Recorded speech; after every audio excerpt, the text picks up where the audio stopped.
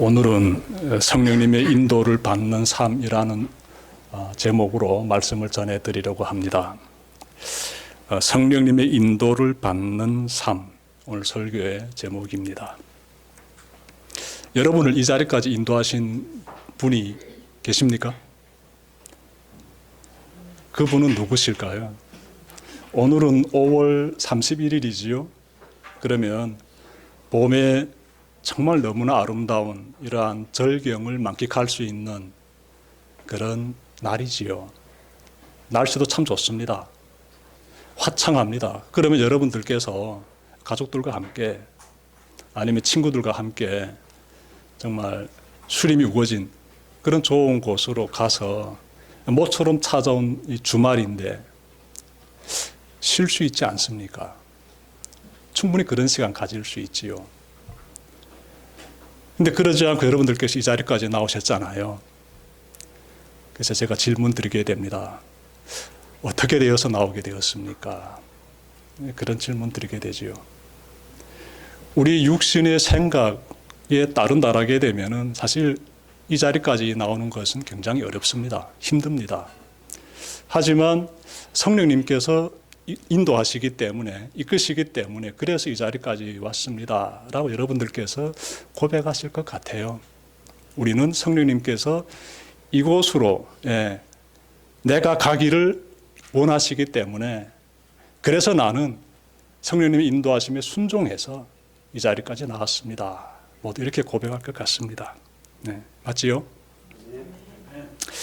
성경 보게 되면 성령님의 인도하심을 받는 여러 사람들이 나옵니다. 그들 중에서 두 사람만 간단히 소개하고 싶은데, 베드로와 바울이지요. 이 베드로, 이 사람을 보게 되면은 유대인이지 않습니까? 사도행전 10장에서 나오는데 베드로가 성령님의 인도하심을 받아가지고 누구를 만나지요? 이방인 백부장을 만나게 되는데 그 사람의 이름이 고넬료입니다. 매우 중요한 그러한 만남이지요. 왜냐하면 유대인이 이방인을 만난다는 것은 그것은 그들의 법에 어긋나는 것이죠. 위법 행위가 됩니다. 그럼에도 불구하고 베드로가 그 고넬료라는 이방인을 만나는 것은 성령님께서 그렇게 인도하시기 때문에 순종한 것이지요. 성령님의 인도하심을 받는 베드로의 모습이 참으로 훌륭합니다. 바울이라는 사람도 있습니다. 사도 바울이라고도 하지요. 근데 바울은요, 자신의 열정을 가지고 나름 사역의 계획을 세웠습니다. 바울은 소아시아 지역에서 열심히 전도 활동을 펼치고 싶어 했습니다. 그런데 성령님께서 그곳을 떠나가지고 유럽 땅으로 들어가라고, 마게도냐로 들어가라고 인도하시거든요. 그러자 이 바울이 자신의 계획을 딱 내려놓습니다. 성령님의 인도하심에 순종해요. 여러분, 베드로와 바울이 이처럼 성령님의 인도하심에 순종했기 때문에 어떤 일들이 일어났지요? 많은 이방인들이 예수님을 믿게 되었지요. 유럽 땅 전역으로 이렇게 교회들이 이렇게 세워져 가게 되지 않았습니까? 우리 그런 모습들 보면서 성령님의 인도하심에 순종할 때 우리가 하나님의 계획하신 일들을 이뤄내는데 참여하는 그런 기쁨을 누릴 수 있다는 것 돌아보게 됩니다. 성령님은 오늘도 동일하게 일하고 계십니다. 우리가 어떤 선택을 하며 살아야 하는지 이 부분에 대해서 성령님이 가르쳐 주십니다. 우리가 어떤 선택을 하며 어떻게 살아야 하는지 이 부분에 대해서 성령님이 가르쳐 주고 계십니다. 오늘 본문의 19절부터 21절에서 사도 바울은 성령님의 인도를 받지 않는 사람들의 그러한 모습에서 나타나는 15가지를 이렇게 제시하고 있는데, 여기에서 우리가 어떻게 하는 것이 성령님의 인도하심을 받는 삶인지를 깨닫게 돼요. 자, 여러분 말씀 보게 되면은 성령의 인도하심을 받지 않는 사람들의 모습 15가지를 3개의 범주로 나눠서 살펴볼 수 있습니다. 첫째로 생활적 타락입니다. 생활적 타락. 여기에는요, 음행이라든지 더러움이라든지 방탕이라든지 술 취함, 흥청망청 먹고 마시는 노름이 속하는데요. 본문 말씀의 19절 뒷부분과 21절 뒷부분 보게 되면은 이 부분이 나와 있습니다. 여러분들 말씀을 살펴보시면 음행, 더러움, 방탕, 술 취함, 그리고 흥청망청 먹고 마시는 노름, 이 부분들이 제시되고 있습니다. 이런 행동을 하는 사람들은 성령의 인도하심을 받지 못한다는 것이에요. 먼저 음행과 더러움과 방탕을 살펴봅시다. 이 세상을 보게 되면 성적으로 많이 문란합니다. 너무나 문란해가지고 거룩한 예배의 이 시간에 입에 올리고 싶지도 않습니다. 여러분, 정말 예수님께서 어떻게 말씀하셨는가 하면요, 이 마음으로 음욕을 품는 것, 그것 자체가 간음죄에 해당된다라고 말씀하셨어요. 음행을 저질러서가 아니라 마음으로 여자를 보고 음욕을 품는 것 그 자체가 간음죄가 된다라고 말씀하셨습니다. 굉장히 철저하시지요. 이러한 예수님의 기준을 비춰서 본다라게 되면은 세상은 참으로 많이 성적으로 문란하고 음란하고 더럽고 방탕하고 이런 모습들이 막 이렇게 너무나 많이 보여지고 있다라는 거 먼저 마음 가운데 좀 새겨봅시다. 이러한 삶을 내가 살고 있다라게 되면은 그 삶은 성령의 인도하심을 받는 삶이 아니다라는 거예요. 네. 자, 다음으로 첫 번째 범주는 생활적 타락이었는데 이 생활적 타락에 들어가는 이어지는 내용 보게 되면 술 취함과 흥청망청 먹고 마시는 노름이 되겠습니다. 예수님께서 누가복음 21장 34절에서 이렇게 말씀하셨어요. 너희는 스스로 조심하라. 그렇지 않으면 방탕함과 술 취함과 생활의 염려로 마음이 둔하여지고 뜻밖의 그날이 덕과 같이 너희에게 임하리라. 예수님 말씀인데 술 취하지 말아라. 방탕하지 말아라. 이렇게 말씀하고 있지요. 그렇게 살게 되면은 그 날이 덕과 같이 임할 때 구원받지 못한다라는 것이지요. 예. 여러분, 술 취하고 방탕하면서 노름에 취해서 이렇게 사는 삶은 성령의 인도하심을 받지 않는 삶이다. 이런 부분에 대해서 저는 북한에서 온 탈북민으로서 이 부분을 실천하는 것이 참 쉽지 않겠다. 이런 생각이 들어요. 북한 사회에서는 이 술 문화가 아주 편하게, 한국도 마찬가지겠죠, 퍼져 있습니다. 예. 친구들과 만나가지고 취할 때까지 술도 마시고 그러는 거예요. 아무리 굶주림 가운데서도 어찌 보게 되면 그 순간만큼은 기쁨을 누릴 수 있는 것이지요. 그런데 하나님을 믿으면서 보니까 이러한 과거에 살았던 삶의 모습들과 다 청산해야 되는 것이지요. 술 취하지 말고 성령으로 충만함을 받아라 이렇게 말씀하고 있지 않습니까? 이런 부분들은 참 우리가 깊이 살펴보고 삶 가운데서 꼭 실천해야 된다라는 것입니다. 이 술이라는 것은 우리의 믿음을 지켜나가는 데 있어서 백해무익합니다. 이거 확실한 거예요. 술이 여러분의 몸속에 들어가는 순간부터 마귀가 여러분을 조종하게 되지요. 여러분이 지금까지 걸어온 믿음의 길을 술 취하게 되면 과거로 확 돌려다 놓습니다. 누가? 이 마귀가. 술 취한 사람의 모습을 보며 불신자들이 하나님을 믿으려고 할까요? 술 취해가지고 시선이 흐트러지고 술 기운에 올라가지고 이렇게 떠드는 그 사람을 바라보면서 불신자들이 나도 하나님 믿어야 되겠다 이런 생각할까요? 그런 생각 갖지 않고 오히려 비웃지요. 여러분들께서 술이라는 거 보기만 해도 부디 역겨워하시길 바랍니다. 하나님께서 그렇게 또 역사해 주시기를 간절히 구하시길 바랍니다. 그럼 하나님께서 그렇게 도와주세요. 보기만 해도 역겨워질 것입니다. 저도 그렇게 끊었어요. 저도 엄청 북한에서 있을 때 술을 굉장히 많이 먹었던 사람인데 하나님이 역사하시니까 술 보기만 해도 역겨워지는 거예요. 그러니까 하나님이 그렇게 일하시는, 저도 엄청 담배 피웠던 사람이에요. 담배 보기만 해도 역겨워지는 거예요. 하나님이 그렇게 일하시는 겁니다. 인간의 힘으로는 정말 그 끊기 힘든 것들이에요. 하나님께 매달려 보시고 간절히 매달려 보시고 하나님께서 그 생활 습관을 완전히 새롭게 변화시켜 주시는 것을 꼭 경험해 보시길 바랍니다. 예. 성령의 인도하심을 받지 못하는 이 생활적 타락의 범주에는 이 외에도 도박이라든지 약물 중독이라든지 등 여러 가지를 찾아볼 수 있겠습니다. 거듭해서 말씀드리지만 지금까지 이렇게 전해드린 생활의 범주 속에 속하는 죄의 모습이 나에게서 나타나고 있다면은 이 시간 빌어가지고 하나님 앞에서 결단하시길 바랍니다. 하나님, 제 결단합니다. 이제는 그렇게 살지 않겠습니다. 예. 이제는 정말 음란과 이 방탕과 이 추한 모습에서 내가 벗어나가지고 술 취함과 이 노름하는 기타 등등 이런 정말 세상적, 이 생활적, 이 타락의 모습에서 벗어나서 하나님 기뻐하시는 모습으로 성령의 인도하심을 받는 사람으로 살겠습니다. 이렇게 여러분들께서 굳게 결단하시길 바랍니다. 하나님께서 도와주실 거예요. 두 번째로 찾아볼 수 있는 범주는 종교적 타락입니다.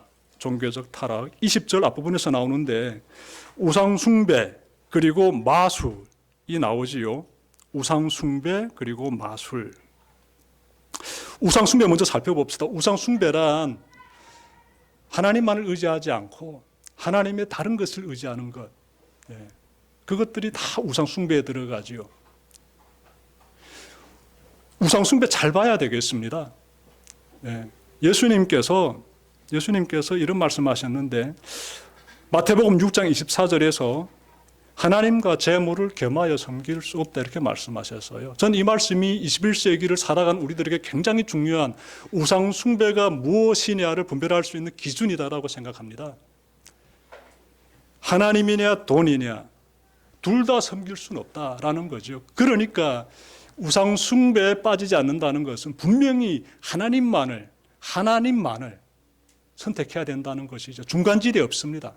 함께 믿을 수 있는 것 없다는 거지요. 제가 북한에서 살면서 보니까 지금 북한 사람들이 과거와 달리 굉장히 돈을 신뢰하고 있습니다. 아니 돈을 숭배한다라고도 말할 수 있지요. 왜냐하면 저 땅이 아무리 폐쇄국가이고 자유가 통제당하는 살기 힘든 곳일지라도 돈만 많으면 나름의 편안함을 느낄 수도 있고 즐거움도 느낄 수 있고 그럭저럭 잘 살 수 있습니다. 그래서 사람들이 돈을 굉장히 신뢰하게 돼요. 북한 땅에서. 지구촌 바라보게 되면 곳곳에서 이와 같은 현상들이 다 나타나고 있죠. 대한민국이라고 제외가 될 수는 없지요. 그래서 우리가 우상 숭배를 범하고 있지는 않는지 이 시간 좀 살펴봤으면 좋겠어요. 지금은 하나님만을 믿습니다라고 하면서 돌아서서는 나 돈 없으면 살 수 없는데 이런 고백들을 내면에서 내 스스로가 하고 있다라고 하게 되면 나 지금 우상 숭배 범하고 있는 것이지요. 그래서 우상 숭배를 딱 바라보는 순간부터 어제까지는 우상 숭배 범하지 않았는데 지금은 범할 수 있다는 것이에요. 항상 각성하면서 하나님만을 의지하면서 하나님 기뻐하시는 성령님의 인도하심을 받는 그런 삶을 꼭 사시기를 바랍니다. 다음으로 마술을 봅시다. 이 종교적 타락의 범주에 이 마술도 들어가는데 이 마술에 빠지는 것은 이것은 성령님의 그 인도를 거스리는 굉장히 쉽게 범할 수 있는 그런 죄악된 모습들이지요. 여러분들 혹시 미신행위 한 적 있습니까? 미신행위. 무당을 불러가지고 구슬한다든지 아니면 점쟁이에게 찾아가다든지 손금을 봐달라고 손을 내민다든지 기타 등등 이런 미신행위 정말 한국은 곳곳에서 미신행위를 충분히 할 수 있는 그런 길이 쫙 열려 있더라고요. 우리 교회가 전에 홍대에 있었습니다. 그 젊은이들이 많이 오고 가는 그러한 곳이잖아요. 점집들이 너무너무 많습니다. 젊은 사람들이 찾아서 점 보고 그래요. 그런 행위들은 마술에 속해요. 마술 행위와 같은 것들이에요. 하나님께서 이런 행위를 하는 사람들은 어떻게 말씀하고 있는가 하면 성령의 인도하심을 받지 않는 사람들이다 라고 분명하게 말씀하고 있습니다. 자, 세 번째로 찾아볼 수 있는 범주는 사회적 타락인데요. 사회적 타락. 20절과 21절 앞부분에서 찾아볼 수 있습니다. 여기에는 어떤 부분이 들어가는가 하면 원수, 매점, 다툼, 시기, 분냄, 분쟁, 분열, 파당, 질투가 속합니다. 원수, 매점, 다툼, 시기, 분쟁, 분열, 분냄, 파당, 질투 이런 이 각각의 이러한 부분들을 살펴보게 되면은 미움이라는 단어 하나가 딱 떠오르게 되지요. 이런 죄들을 지우려면 그 사람에 대한 미워하는 감정이 있어야만이 이와 같은 죄들을 지울 수 있지요. 원수, 맺고, 다툼, 시기, 분냄, 분쟁, 분열, 파당, 질투. 상대에 대한 미워하는 감정이 내 안에 있을 때 이와 같은 죄들을 짓게 된다. 그것이 아니겠습니까? 그래서 우리 내면, 우리 마음은 우리 감정의 창고라고도 볼 수 있는데 내 마음의 감정 가운데 상대를 향한 미워하는 감정이 계속 흐르고 있다라게 되면 빨리 이거 심각한 문제다라고 생각하고 해결해야 되겠습니다. 예. 수시로 미워할 수 있죠. 나와 결이 다른 그런 주장을 한다. 나의 뜻에 대해서 저항을 한다. 심지어 나에 대해서 나의 선한 의도에 대해서 모함을 한다라게 되면 미워하게 되고 격조 높이게 되지요. 분을 낼 수도 있는 것이지요. 나름 명분이 있기 때문에 그렇죠. 그렇지만 성경 보게 되면 그렇게 하지 말아라. 미워하는 감정이다. 그렇게 하면 안 되라고 말씀하고 있는데 예수님께서 이렇게 말씀하시더라고요. 형제를 미워하는 자는 어떻게 말씀하신 줄 압니까? 형제를 미워하는 자는 지옥불이 들어간다라고 말씀하셨어요. 지옥불이 들어간다. 원수일지라도 미워하지 말고 사랑하라. 예수님께서 우리에게 요구하고 있습니다. 지금까지 성령의 인도하심을 받지 않는 사람들에게서 나타나는 이 15가지 모습을 제가 전해드렸는데 이런 모습을 보면서 그 반대로 행하게 되면 성령의 인도하심을 받는 그런 사람의 모습이 되지요. 그래서 오늘 이후로 음행, 더러움, 방탕, 술 취함, 노름, 우상 숭배, 마술, 원수, 매점, 다툼, 시기, 분냄, 분쟁, 분열, 파당, 질투가 여러분의 삶에서 완전히 떠나가기를 바랍니다. 완전히. 그리할 때 여러분들께서 성령의 인도하심을 받게 돼요. 성령의 인도하심. 여러분, 성령의 인도하심을 받는다는 것, 이것은요, 다시 말하면 천국에 들어간다는 것입니다. 천국에 들어간다. 성경은 말씀하고 있어요. 성령의 인도하심에서 떠난 사람은, 즉 지금까지 제가 말씀드렸던 육신의 욕망을 쫓아서 사는 사람들은 천국에 들어갈 수 없다라고 말씀하고 있습니다. 21절 하반절 보십시오. 이런 짓을 하는 사람들은 하나님의 나라를 상속받지 못할 것입니다 라고 말씀하고 있지 않습니까? 성령의 인도하심을 받지 못하는 삶, 이런 삶을 살게 되면 정말 심각해집니다. 천국 못 들어간다. 하나님의 나라 기업으로 상속받지 못한다. 이렇게 정확하게 성경이 제시하고 있지 않습니까? 잘 기억합시다, 우리. 사도 바울은 성령님의 인도하심을 받지 않는 사람들에게서 나타나는 이 모습들에 대해서 일일이 가르친 다음에 이어서 성령님의 인도를 받는 사람에게서 나타나는 9가지 모습에 대해서 또한 말씀해주고 있습니다. 22절부터 23절에서 나오는데 그것은 사랑과 기쁨과 화평과 인내와 친절과 선함과 신실과 온유와 절제입니다. 너무너무 아름다운 모습들이지요. 너무너무 아름다운 모습들. 듣기만 해도 기뻐지는 그런 모습들이죠. 여러분 각자의 삶을 한번 살펴봅시다. 내면을 한번 성찰해 봅시다.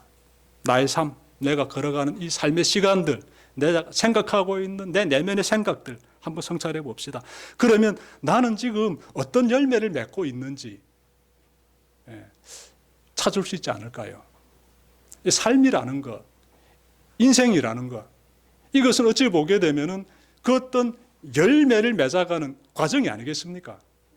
예수님 안에서 성령의 인도하심을 받는 사람이다라게 되면은 우리 삶에서 어떤 열매가 지금 맺혀지고 있는지 한번 살펴보자라는 것이 되겠습니다.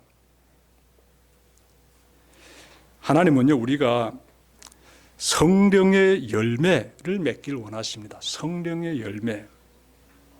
그래서 이 성령의 열매에 대해서 사랑, 기쁨, 기쁨, 화평, 인내, 친절, 선함, 신실, 온유, 그리고 절제, 이런 9가지 표현들이 사용되고 있습니다. 그런데 이 9가지 표현들을 한 단어로 충분히 압축할 수가 있어요. 무엇일까요? 사랑이죠. 사랑. 사랑으로서 충분히 압축할 수가 있습니다. 여러분, 사랑하는 사람이 기쁨을 누립니다. 사랑하는 사람이 기쁨을 누려요. 여러분, 기쁨은 내가 만족할 때 내 마음에서 피어나는 감정 아니겠습니까? 만족할 때. 그런데 이 사랑하는 이 마음을 품고 사는, 즉 사랑하는 사람들 보게 되면은 비록 나의 삶이 넉넉하지 못하고 긴장되고 힘들지만, 그런데 그 사람들이 그 가운데서 넉넉함을 느낍니다. 그래서 편안함을 느끼고요, 즐거움도 느끼고요, 이렇게 교회로 나올 때 기뻐하면서 교회로 나오는 것이지요. 우리가 사랑을 경험했기 때문에 그렇습니다. 하나님을 경험했기 때문에 그렇지요. 그래서 그 하나님이 나를 사랑하시는 그 사랑을 내가 경험했기 때문에 괜찮아지는 겁니다. 배포 유해지는 거예요.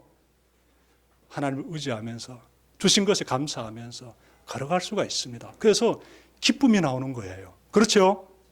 예. 사랑하는 사람이 이어서 평화를 누립니다. 평화. 사랑하는 사람이 시기하고 질투하면서 인상 쓰는 거 봤습니까? 제가 사랑해 보니까 시기와 질투는 사라지더라고요. 사랑하는 대상을 바라보면서 그 사람이 보다 더 잘 되기를 자꾸 축복하게 되고, 좋은 마음을 많이 생각하게 되고, 그리고 상대를 이해하려고 노력하게 되더라고요. 예.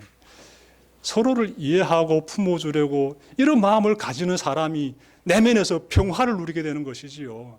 한반도가 지금 분단 가운데서 얼마나 지금 엄혹합니까? 우리가 얼마나 평화를 소망합니까? 그 평화를 이루기 위해서 어떻게 하면 될까? 오늘도 우리가 복음통일 기도회 가지는데 하나님께서 이미 우리에게 다 가르쳐 주셨지요. 하나님께 맡겨드리고, 하나님께서 반드시 이 땅 가운데 통일을 이루어주실 때 평화적으로 이루어주실 것입니다. 이 믿음을 가지고 하나님을 바라봐야지요. 다른 데 길이 없습니다. 그리고 하나님을 바라보면서 북한 백성들을 이해할 수 있는 그 준비를 우리가 해야지요. 이 땅 가운데서 살아가면서 누군가를 사랑할 때 그 사랑 가운데서 평화를 내가 누리면서 보니까나 그 평화를 내가 누리기 위해서 상대를 내가 이해해야 되겠더라고요. 그래야 평화가 찾아오더라고요. 시기하고 질투하고 지적하고 이러게 되면은요, 그 분쟁만 일어나지 평화가 찾아오지 않더라고요. 그 모습 그대로 구존재를 바라보면서 이해해 줄 때 그때 평화가 찾아오더라고요.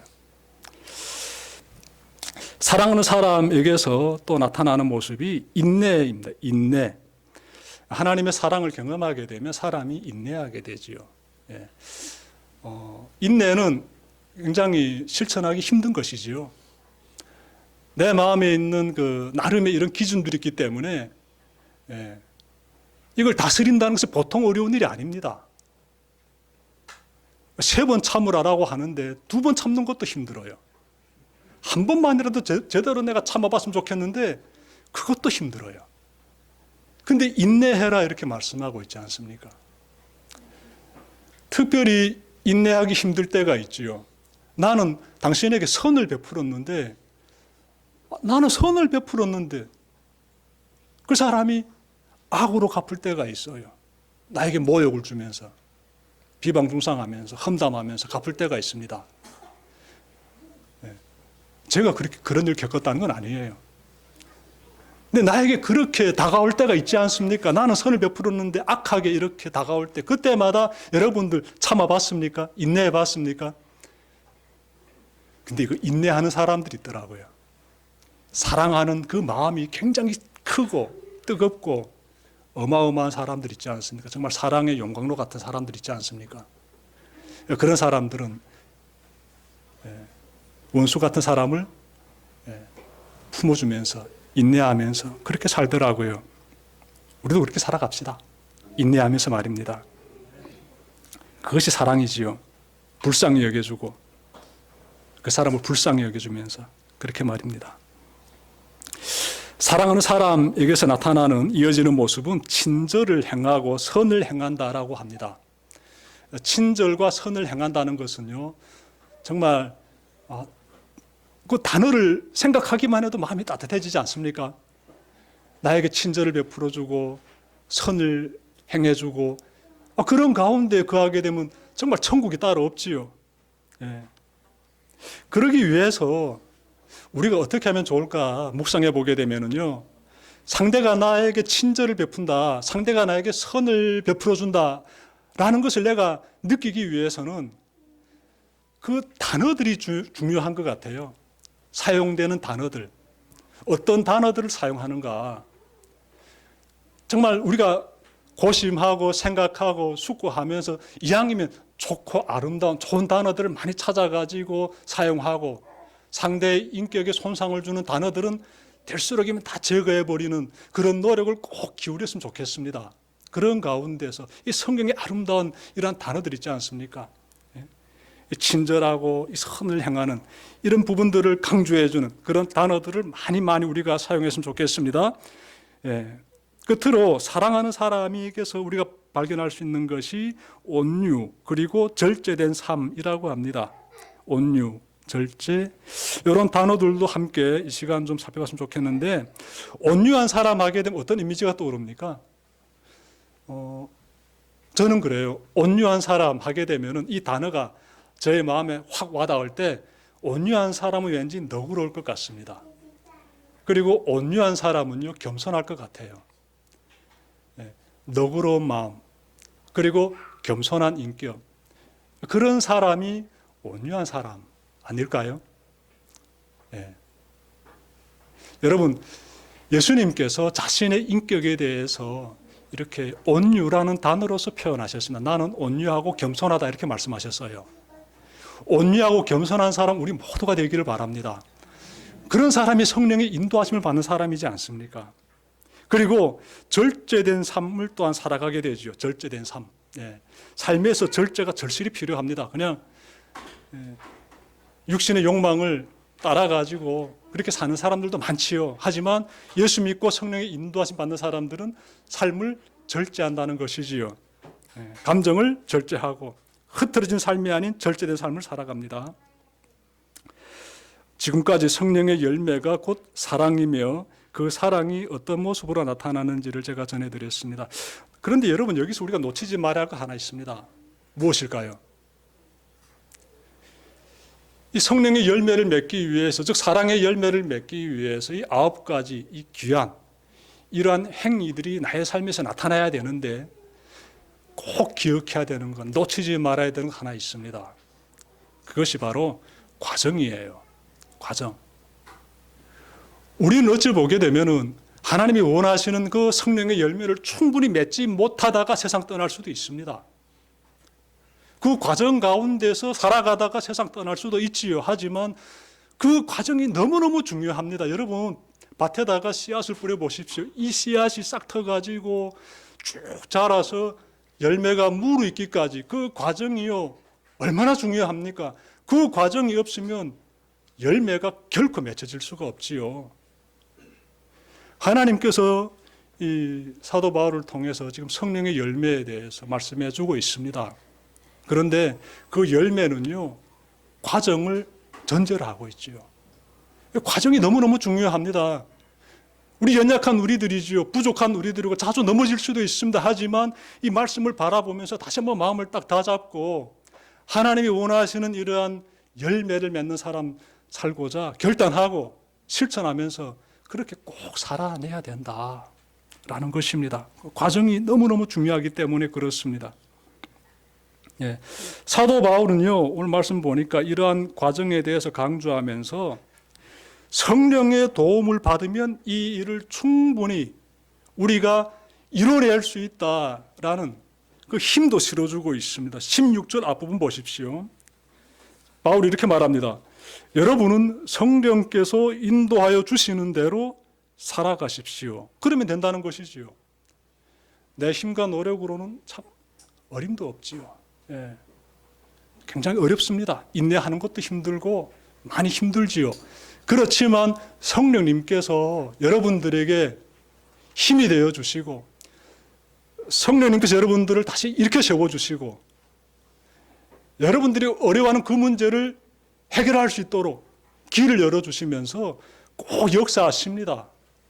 그래서 그런 가운데서 우리가 성령의 열매를 맺어갈 수 있다라는 것이에요. 성령의 인도하심을 여러분들께서 잘 따르시는 그런 삶이 나의 정욕과 욕망을 예수님의 십자가에 못 박은 삶입니다. 못 박은 삶. 24절 말씀 여러분들이 또 마음에 잘 새기시길 바랍니다. 오늘 말씀 마음에 잘 이렇게 간직하시면서 성령의 인도하심을 따라 성령의 열매, 사랑의 열매를 꼭 잘 맺어내는 여러분들이 새로운 한 주가 되기를 주님의 이름으로 축원합니다. 기도드립시다.